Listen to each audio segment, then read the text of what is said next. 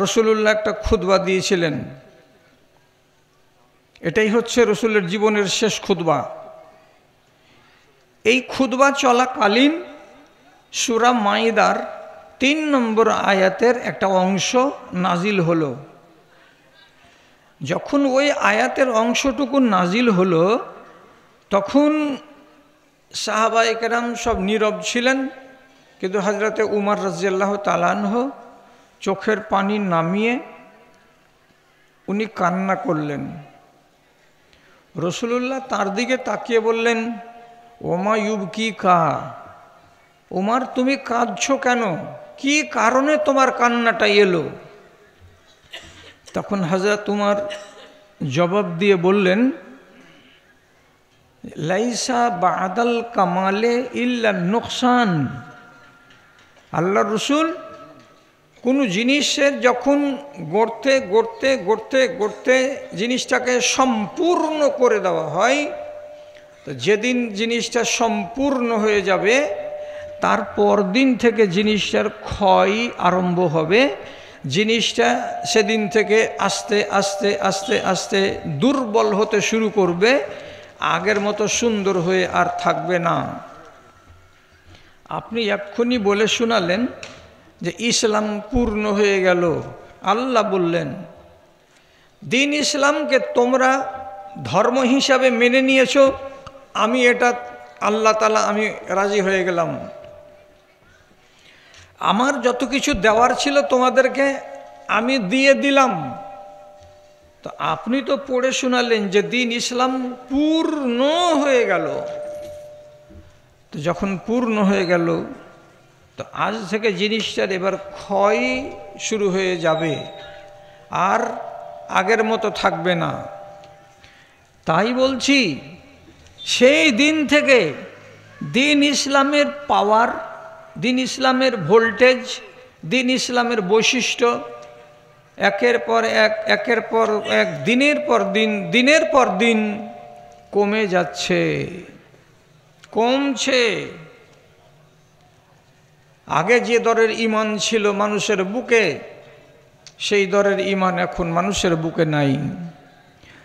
আগামী দিন যেটা আসছে সেই দিনে আজকের মানুষের কাছে যে ঈমানটা আছে সেই পরিমাণের ঈমান 15 বছর পরে আর আপনি দেখতে পাবেন না, আরও কমে যাবে।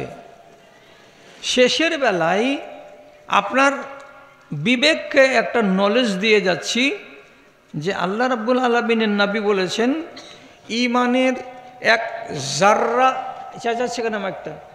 এদিকার মাইক খুব চেঁচাচ্ছে, একটু আস্তে করে দেন।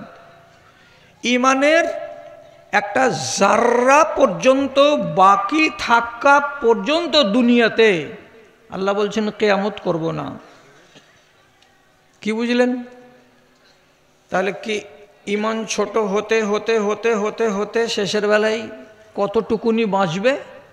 আপনার নখের আগালে যে মরা নখটুকু থাকে তার চাইতে কম পরিমাণে ঈমান থাকা পর্যন্ত আল্লাহ তাআলা বলছেন কিয়ামত কায়েম করব না।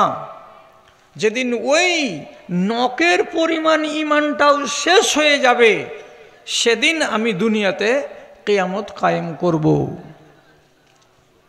তাহলে এক সময় ছিল এক রকমের ঈমান, আর আজকের দিনে আছে এক রকমের ঈমান, আর আগামী 50 বছরে আর এক রকমের ঈমান আসবে। শেষের বেলায় ঈমান দুনিয়া থেকে উঠে যাবে। যেদিন ঈমান উঠে যাবে সেদিন দুনিয়াকে বরবাদ করা হবে। দুটো দু মাথাতে আপনাকে কথা বললাম।